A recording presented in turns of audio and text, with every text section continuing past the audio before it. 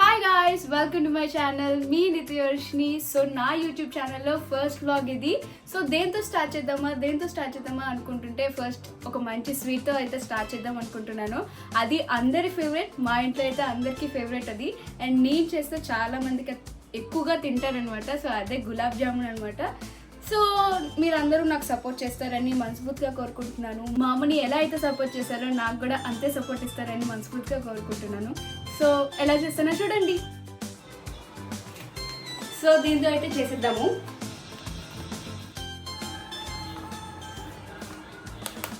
So దానికి మొత్తం కలపడానికి 1/2 గ్లాస్ మిల్క్ సరిపోతుంది. ఆర్ 1 గ్లాస్ బాయిల్ చేసుకోండి, ఎందుకనే మంచిది. నేను 1 గ్లాస్ మిల్క్ బాయిల్ చేసుకుంటున్నాను.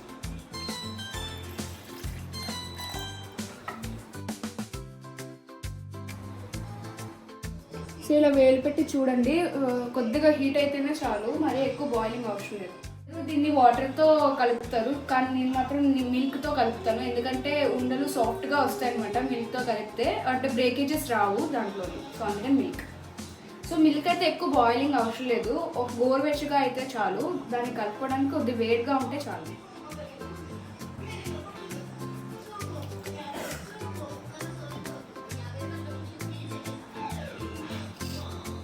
మెల్లమెల్లగా కలుపుకోండి, ఎక్కువ పట్టదు యాక్చువల్.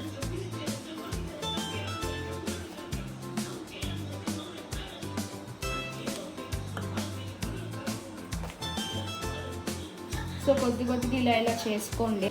సో చపాతీ పిండి కంటే కొద్దిగా మెత్తగా కలుపుకోండి, ఎందుకంటే ఉండలు బ్రేకేజెస్ రాకుండా ఉంటుంది ఇలా కలుపుకుంటే. మీకు కావాలంటే మిల్క్ యాడ్ చేసుకోండి మీకు నచ్చినట్టుగా. చేసుకుందాం చిన్నగా, ఇంత సైజు. మీకు పెద్దగా కావాలంటే పెద్దగా చేసుకోవచ్చు, నేనైతే ఈ సైజెస్ చేస్తాను. ప్యాకేజెస్ లేకుండా మొత్తం ఉండంతా ఇలా చుట్టుకోండి. సో అప్పుడు ఫ్రై చేసినప్పుడు రాదనమాట, విరగో. ఉండ చుట్టడం అయితే అయిపోయింది. ఈ కొలతగా తీసుకున్నాను అనమాట. 1 గ్లాస్ వేసుకుందాం. మళ్ళీ 2 గ్లాస్ ఆఫ్ షుగర్కి 2 గ్లాస్ ఆఫ్ వాటర్ వేసుకోవాలన్నమాట. ఇది ఫస్ట్ గ్లాస్, ఇది సెకండ్ గ్లాస్. ఒక 5 యాలకులు తీసుకొని దంచుకుందాం.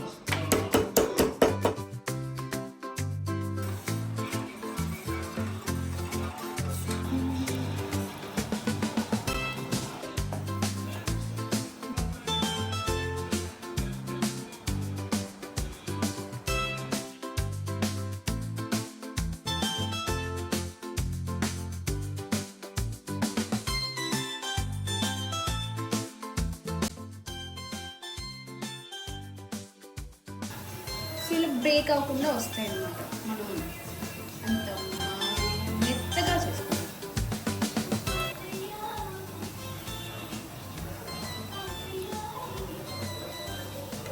ఈ కలర్ అయితే పర్ఫెక్ట్ ఉంటాయి.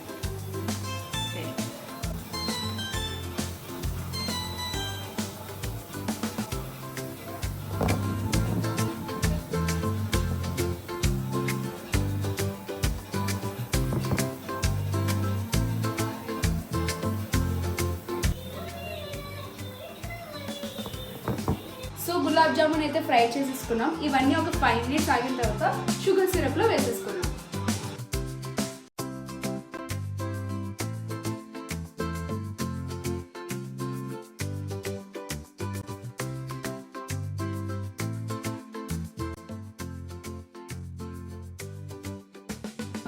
షుగర్ సిరప్లో అయితే గులాబ్ జామున్స్ వేసేసుకున్నాను. ఇప్పుడు ఓవర్ నైట్ అయినా ఉంచుకోండి, లేకపోతే ఒక 1/2 అవర్ అయినా ఉంచి తినండి, అప్పుడు మెత్తగా అవుతాయి జామున్స్. సో గులాబ్ జామున్ అయితే రెడీ అయిపోయింది. చూడడానికి చాలా ఎమ్మీగా ఉంది. ఫస్ట్ అయితే టేస్ట్ చేసేద్దాం. సో ఒక 2 అయితే టేస్ట్ చేద్దాం.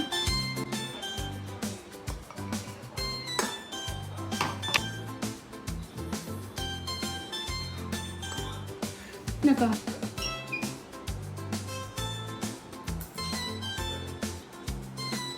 చాలా సాఫ్ట్గా అయితే వచ్చాయి గులాబ్ జామున్స్. ఇంకా కొద్దిగా అంటే బాగుంటుంది.